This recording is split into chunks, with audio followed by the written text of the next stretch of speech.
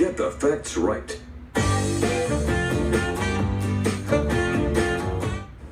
Welcome back. I'm Tamara DeMonte with KRCR. Thank you so much for staying with us for continuous coverage of the Carr fire burning here in Shasta County. Right now, let's go straight over to Rob Elvington. He is live in the KRCR Weather Center with the latest on our weather conditions. Good evening, Rob.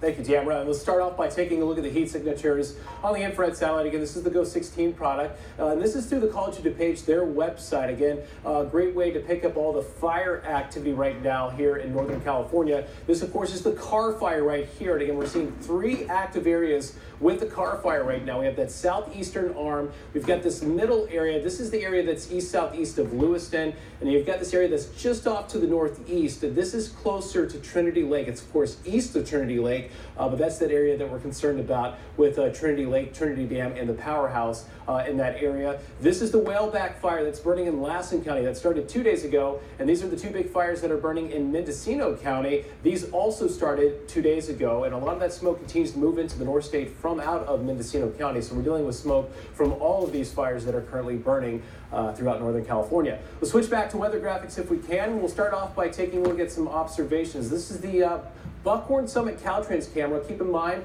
it's actually closer to the Sandhouse. There's the Sandhouse right here. So it's at an elevation of 2,600 feet. Buckhorn Summit closer to about 3,500 feet. This is off to the west of Buckhorn Summit, about 2 miles or so west of Buckhorn Summit. Buckhorn Summit is the county line, and that's where we are seeing quite a bit of fire activity right now with the Carr fire. So this is just west of that fire line.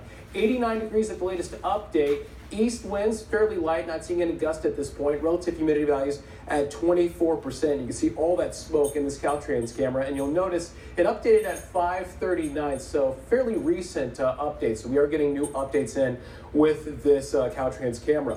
97 degrees right now at the Trinity Camp weather station. This is southwest of Trinity Dam, not too far from Trinity Dam, just off to the southwest up on a hill. And this is at about an elevation of 3,000 feet. So it's a little bit different conditions than you would be seeing down into some of these river valleys and canyons. 11% relative humidity values, winds out of the west at 2 miles per hour, gusts to 13 miles per hour. And again, this is at an elevation of 3,000 feet. Those winds change quite a bit as they interact with some of those higher peaks and slopes. And then, of course, they turn quite a bit as they head down into those valleys and canyons. Mule Mountain, this is off to on that southeast arm that we were just looking at on the infrared satellite. This is closer to Igo. Humidity right now at 18%, southeast winds at 2 miles per hour, gusting to 7 miles per hour, again, 98 degrees. And we'll take a look at Redding's current conditions right now. 101, south-southeast winds at 10 miles per hour. Redding saw a high today of 104, so we were warmer today. So a little bit more sunshine breaking through earlier this morning and this afternoon before the smoke really started to build back in. So able to get up to 104 today in Redding. Relative humidity values at 22%. Keep an eye on the dew point. The dew point's at 56 degrees. A little bit higher than what we saw the first 2 days with the Carr fire. So the closer the dew point and the temperature are together, the higher the relative humidity value. So again, the humidity is just a function of the dew point and the temperature, and that's why relative humidity values are at the lowest right around our afternoon high, and they're at their highest right around sunrise when we're seeing our coolest temperatures of the day. A look at the visible satellite. Of course, we'll lose this in a couple of hours once the sun goes down, but we've got some cirrus clouds that are moving in from out of the southwest. So it's not just smoke that we're tracking today. You'll notice all this activity that's kind of rotating in from out of the south and southwest. Those are high-level cirrus clouds.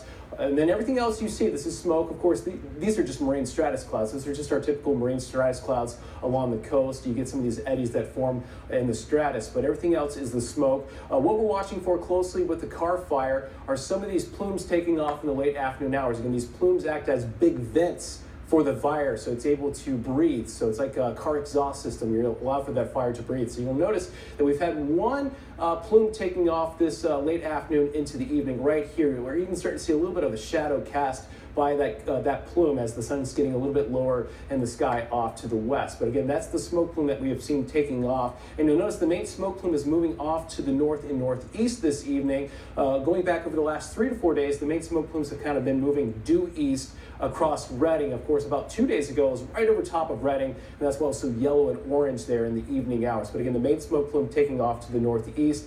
We'll look at the radar. A lot of clutter on the radar, so it's really hard to pick up fire activity. I can kind of cancel out some of that clutter by removing lower returns, and you can see where we're seeing some fire activity this evening. We were seeing a little bit of activity off to the north of Igo earlier, but by far the most active weather that we're seeing right now, or fire activity, is west of Whiskeytown Lake, closer to Buckhorn Summit. There's the county line. That's Highway 299. So again, right at the county line on Highway 299, that's Buckhorn Summit.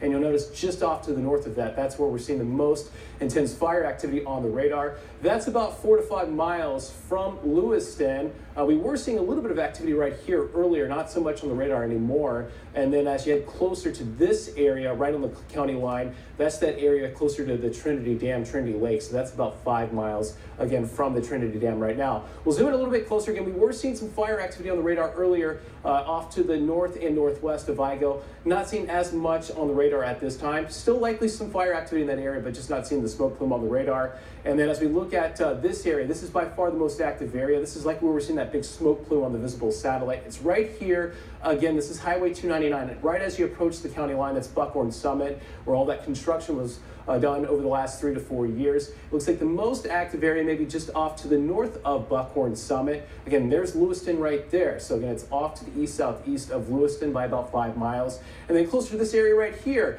this is the area that we were watching closely last night, making a run towards Trinity Lake, Trinity Dam, and the powerhouse. Again, right along the county line at this point. And as we look at the red flag warning, it's still in place for about 12 or so more hours for those gusty northwest winds. And there's a look at the winds. The winds up the valley this afternoon, typical up valley winds from out of the south. And then we've got that transition zone right over top of the Carr fire. Those are west-northwest winds. And those winds will be picking up through this evening, just like we've seen over the last 5 days. Briefly seeing a period of some gusty winds, and then by about midnight to the overnight hours, the winds start to drop off some. That allows for the atmosphere to stabilize, and you get all that smoke that settles in the lower levels of the atmosphere. But just like today, in the last 5 days, we'll see another round of northwest winds in the late afternoon hours. And a quick check of the air quality index. Everywhere you see red, that is unhealthy for everyone. So you really need to limit your time outdoors. The orange, that is unhealthy for sensitive groups. Camera?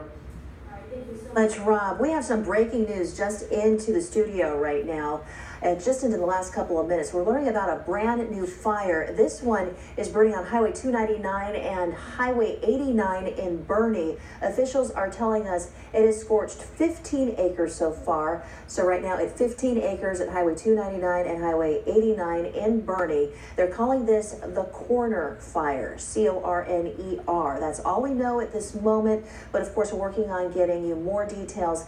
And as soon as they become available, we'll of course be bringing those to you. But we'll monitor this fire very, very closely. Right now, we're going to check back in with Keaton Thomas, who surveyed the Lake Redding Estates for us today. Keaton.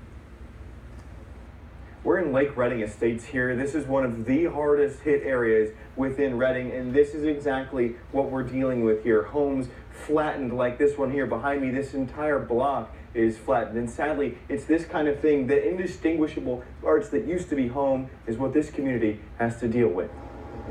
It's an eerie drive down this Redding road. Homes used to stand here, but the Carr fire turned them into piles of rubble. Sending the fire originally came around the back. And Donovan Lee's home is one of just a few spared by the inferno. He's a firefighter himself, and while most of his neighbors left, when flames rolled down the hill, he stayed to fight. it showered a bunch of embers over onto these houses, and that's how they became engulfed. I was present, so I was able to spray all the embers out when they landed on my house. And then when this one was going, this was really hot right here. Sadly, the devastation